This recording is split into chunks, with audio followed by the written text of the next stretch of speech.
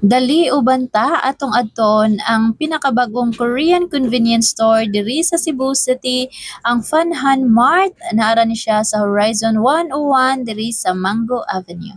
Dali mosulod na ta. Ang una namong gisulod tan-aw ang mga noodles, ayan, lain-laing flavors available. Nya kanilang hot zone ani ka magluto sa mga noodles na imong gustong lutoon. Available sa ilang mga frozen goods and also mga Korean drinks. Nindot sad kay ilang place kay cozy kaayo.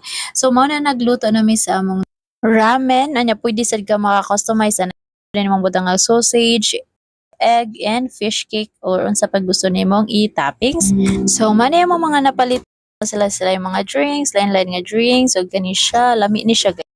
Nya kung mo-visit mo diri guys, daghan kaayo mo mapilian or pwede ninyong paliton mo ng pagdamog daghang kwarta. Mora to guys, goodbye!